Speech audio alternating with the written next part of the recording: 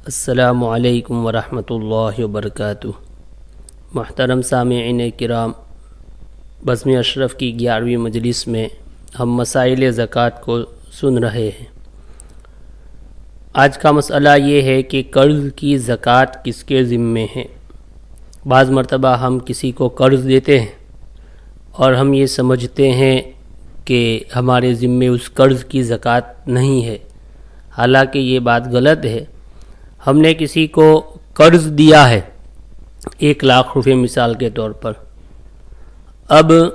اس 1 لاکھ روپے کی زکوٰۃ ہم پر واجب ہے جب ہم اپنے مال کا حساب کرتے ہیں اور زکوٰۃ نکالتے ہیں تو اس 1 لاکھ کو بھی گنیں کہ جو ہم نے قرض دیا ہے اس کی زکوٰۃ ہم نکال دیں، چاہے وہ 1 لاکھ روپے رمضان کے بعد ہمارے پاس آوے یا کسی بھی وقت آئے، سال گزرنے سے پہلے اس کی زکوٰۃ بھی ادا کر لے۔ اس لیے یہ سمجھنا کہ زکوٰۃ قرض کی رقم پر نہیں ہے وہ غلط ہے۔ اور بعض حضرات ایسا بھی کرتے ہیں کہ قرض جس کو ہم نے دیا ہے اس کے ذمے ہم کہہ دیتے ہیں کہ بھائی 1 لاکھ روپے تو نے قرض لیا ہے مجھ سے تو اس کی زکوٰۃ تجھے دینی پڑے گی، تو یہ بھی سراسر گناہ کا کام ہے۔ اس سے بچنا چاہیے۔ جو رقم ہماری ہے، ہم نے اس کو قرض دیا ہے اور جب بھی یہ پیسے ہم پر آئے، اگر سال گزر گیا ہے تو اس کی زکوٰۃ ہم پر فرض ہوگی، نہ کہ ہم نے جس کو زکوٰۃ دی ہے، قرض دیا ہے، اس پر اس کو فرض کریں، لہذا اس کو یاد رکھیں۔ دوسری بات یہ ہے کہ جس قرض کے وصول ہونے کی امید نہ ہو اس کی زکوٰۃ کا کیا مسئلہ ہے۔ جس قرض کے وصول ہونے کی امید نہ ہو اس کا مسئلہ کیا ہے؟ اس کا مسئلہ یہ ہے کہ قرض میں جو روپیہ ہے اس کی زکوٰۃ وصول ہونے کے بعد ادا کرنا واجب ہوتی ہے۔ قرض میں جو روپیہ ہے اس کی زکوٰۃ وصول ہونے کے بعد ادا کرنا واجب ہوتی ہے۔ پس جو روپیہ وصول نہ ہو اس کی زکوٰۃ ادا کرنا لازم نہیں، یعنی ہمیں امید ہی نہیں ہے کہ یہ پیسے ہمیں ملیں گے، اس لیے جب تک قرض ہمیں نہ مل جاوے تو یہ بات یاد رکھیں کہ جو قرض وصول نہ ہوتا ہو، جو ملنے کی امید نہ ہو، اس کی زکوٰۃ ہم پر نہیں ہے، یعنی واجب نہیں ہوتی ہے۔ ہاں، جس کو ہم نے قرض دیا ہے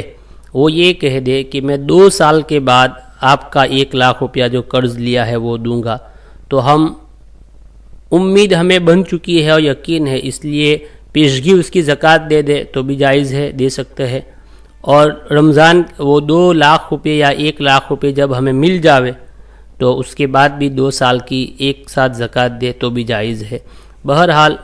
اصل مسئلہ یہ ہے کہ جس قرض کے وصول ہونے کی امید نہ ہو اس کی زکوٰۃ ہم پر واجب نہیں ہے۔ اور آگے مسئلہ اسی سے متعلق ہے کہ جس قرض کی وصول یابی کی امید نہ تھی اور وہ مل جائے، جیسے ابھی گزرا تھا وہ الگ تھا، اس کے بالکل مخالف کہ امید نہ تھی تو اس صورت میں واجب نہیں ہے، لیکن امید نہ تھی، اس کے بعد 5 سال کے بعد اس نے ہمیں ہمارے قرض کے پیسے دیے واپس، ہمارے پیسے ہمیں مل گئے، تو جس وقت قرض وصول ہو جائے اس وقت پچھلے سالوں کی زکوٰۃ بھی دینا واجب ہے۔ ہم نے کسی کو 30 لاکھ روپے قرض دیے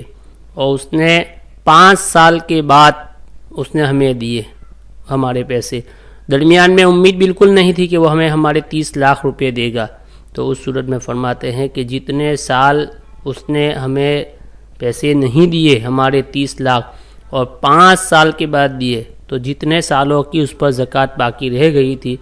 30 لاکھ مل جانے کے بعد یا 15 لاکھ جتنے دیے ہیں اس کے مل جانے کے بعد اس کی زکوٰۃ واجب ہے،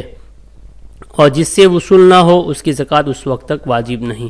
لیکن اگر کبھی وصول ہو گیا تو پچھلے سالوں کی بھی زکوٰۃ دینا واجب ہے۔ تو اصل بات یہ نکلی کہ جو قرض ملنے کی امید نہ تھی اور وہ مل جائے تو اس پر جتنے سال گزرے ہیں اتنے سالوں کی زکوٰۃ دینی پڑے گی۔ اللہ عمل کی توفیق عطا فرمائے۔